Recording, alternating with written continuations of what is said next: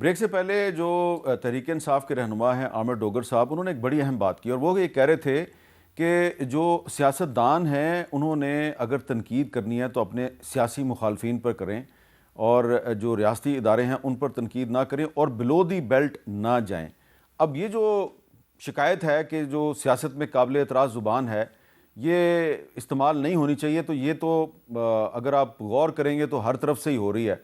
और मैं चाहता तो नहीं हूं कि मैं कुछ क्लिप दिखा के किसी को शर्मिंदा करूं, लोगों को सब पता है और ये चीज़ें जो हैं ये ऑलरेडी पब्लिक नॉलेज में हैं, लेकिन देख लेते हैं कि कौन क्या कह रहा है। इमरान खान एक बदतहजीब शख्स, बदउन्वान शख्स। ड्रग्स की जितनी स्मगलिंग, जितनी ट्रेड होती है खैबर पख्तूनख्वा हुकूमत की निगरानी में। सुहेल अफरीदी साहब फितना खान से बड़े लीडर हैं। अगर वहां पर अपने वो जो जंगली इनके साथ कुछ लोग हैं, अब वो आएंगे तो वो गलत बात है। जंगली तुम होगी, तुम्हारी नस्ल होगी, तुम्हारी औलाद होगी। मरियम, डाकू रानी और भी बहुत कुछ है, लेकिन ये दोनों तरफ से ये इस तरह की ज़ुबान इस्तेमाल होती है।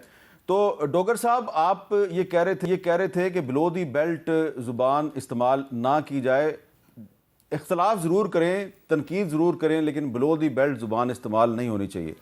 तो अगर ये दोनों तरफ से होती है या तीनों तरफ से या चारों तरफ से होती है तो आप ये समझते हैं कि 2026 में इस ट्रेंड को डिस्करेज करने की ज़रूरत है? बिल्कुल अमीर साहब, ये बदकिस्मती है कि हमारे मुल्क में कल्चर इस तरह का बन गया है और ये अक्रॉस दी बोर्ड होती है, ताली कभी एक हाथ से नहीं बजती। लेकिन अल्हम्दुलिल्लाह मुझे कोई 25-27 साल हो गए अमली तौर पर सियासत करते हुए, मैंने कभी अपने मुखालिफ को इस तरह से तनकीद का निशाना नहीं बनाया, कभी गाली नहीं दी। अगर उस पर तनकीद की है तो वो लॉजिक के साथ की है और तनकीद बराए तनकीद की है।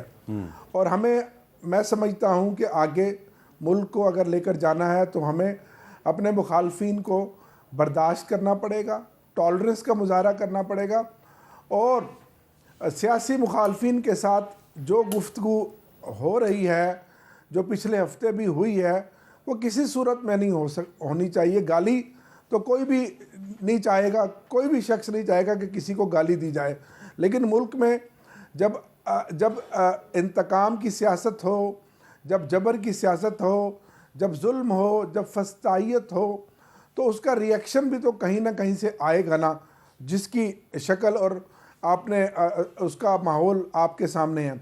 2026 में मैं समझता हूँ मेरी तो सबसे बड़ी अचीवमेंट और ख्वाहिश ये है कि 2026 में मेरा लीडर इमरान खान रहा हो, वो पाकिस्तान की अवाम के दरमियान हो, जिससे मुल्क में जमहूरियत मजबूत हो, जमहूरी इदारे मजबूत हों, मुल्क तरक्की करे, आइन और कानून की बालादस्ती हो, पार्लियामेंट की बालादस्ती। लेकिन डोगर साहब, तो 2026 के आज पहले दिन इस दुआ के साथ आगे बढ़ना चाहता हूँ। डोगर साहब, एक सवाल है कि आप इस उम्मीद के साथ, आपको भी पता है और मैं डिटेल में नहीं जाता, लेकिन बहुत से लोग जो हैं उन्होंने कोशिश की कि इमरान खान साहब की रिहाई के लिए किरदार अदा करें और उसमें कुछ ऐसे लोग भी थे जो बाहर से आए थे, पाकिस्तानी लेकिन ओवरसीज़ पाकिस्तानी थे, उनकी मुलाकात हुई। आपकी अपनी पार्टी के कुछ रहनुमाओं ने कोशिश की कि इमरान खान साहब बाहर आ जाएं, लेकिन इमरान खान साहब जो हैं उन्होंने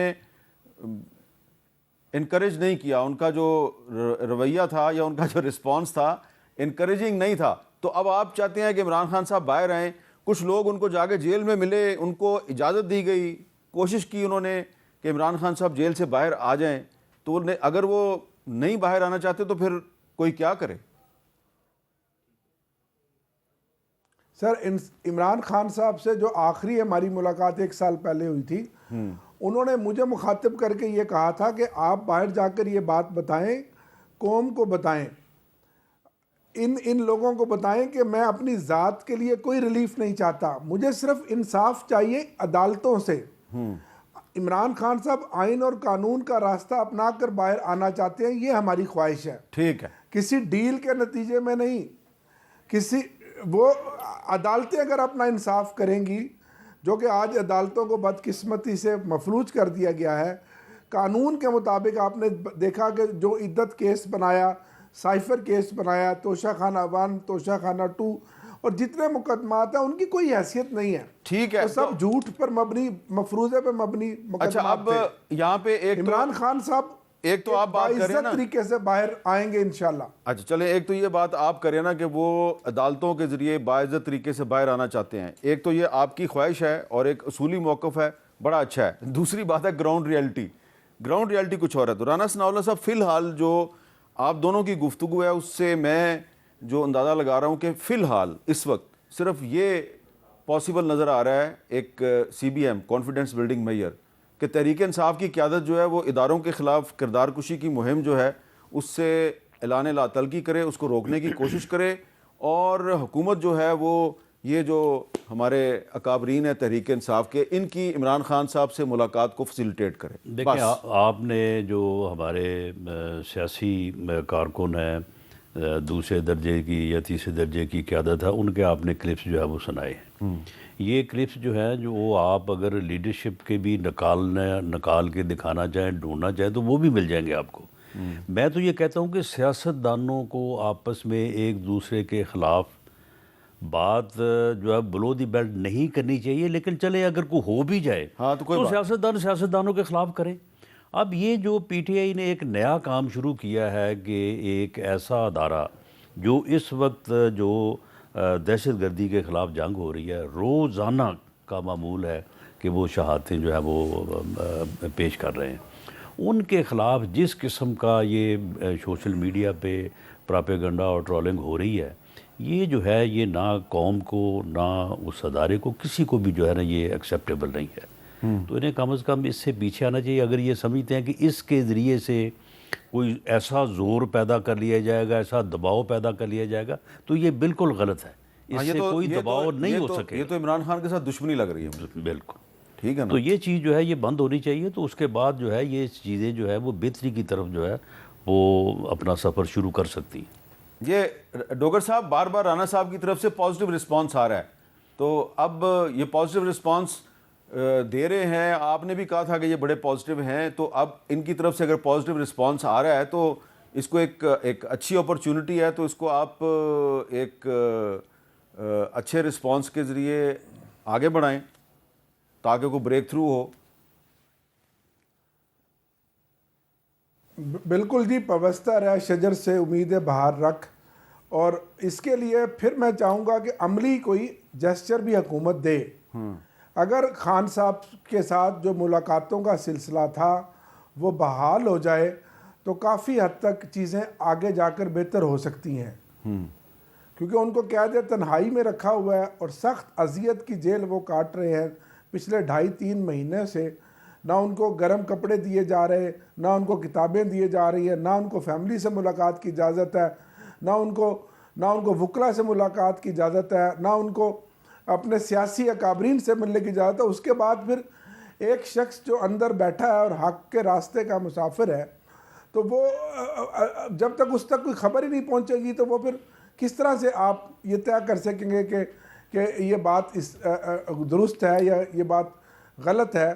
तो इसमें हुकूमत को मैं समझता हूँ अपनी हटदर्मी को ख़त्म करके खान साहब के साथ जो हमारी मुलाकातें हैं, जो अदालतों ने हमें अहकामात दिए हुए हैं, अदालतों के हुक्म को ये हवा में उड़ाते हैं, उसके मुताबिक हमें मुलाकातें करनी चाहिए। और माजी में हमेशा हर लीडर ने मुलाकातें की हैं और 20-20 मुलाकातें हुई हैं हफ्ते में। अब राना साहब की बात आगे बढ़ेगी। राना साहब की बात सुनते हैं। डोगर साहब तो कह रहे हैं ना कि वो हक के मुसाफिर हैं, हाँ, लेकिन हमारी नज़र में वो हक की तरफ कोई सफ़र नहीं कर रहे, वो स्ट्रीट जो है वो मूवमेंट की तरफ सफ़र कर रहे हैं। वो 8 फरवरी को पहिया जाम करवाने की तरफ सफ़र कर रहे हैं।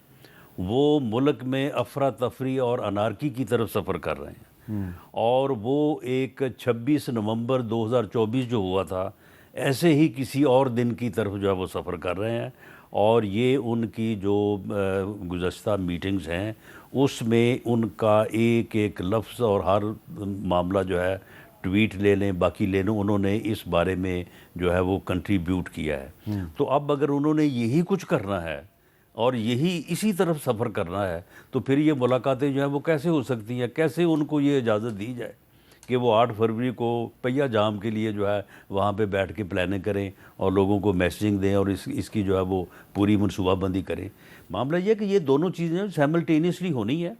और इस बारे में जो बात मैंने की है, प्रेसिडेंट जरदारी साहब और बिलावल साहब, ये हम पिछले दिनों गए थे वहाँ पे नोडेरो भी, तो उनकी भी इससे मिलती जुलती राय है। अच्छा, हाँ, उनकी भी राय जो है वो इससे मिलती जुलती है और वो यानी कि 5 बड़ों की मुलाकात पे उनका भी इत्तेफाक है। यानी एक तो वो खुद ही हैं वो, हाँ, तो अगर वो खुद मफाहमत की बात करते हैं तो फिर पॉजिटिव है ना वो। तो मामला ये है कि ये कोई जी पहले ये करें पहले वो करें, ये पहले आप वाली बात नहीं है। ये दोनों चीज़ें जो हैं कम से कम देखें ना, सियासी तौर पे इख्तलाफ तो इनका हमारे साथ है, मुकाबला इन्होंने सियासी जमातों के साथ करना है, उस अदारे के साथ इन्होंने कौन सा मुकाबला करना है जिसके ऊपर जो है वो इन्होंने ये जो है वो मेमजोई शुरू की हुई है और वो दिन ब दिन जो है वो बजाय कम होने के वो बढ़ रही है। इसके बढ़ने से अगर ये समझते हैं कि इनकी तरफ से कोई दबाव आ जाएगा और उससे कुछ हासिल हो जाएगा, ये बिल्कुल गलत सोच है। इससे कोई दबाव नहीं आएगा और इससे कुछ हासिल नहीं होगा।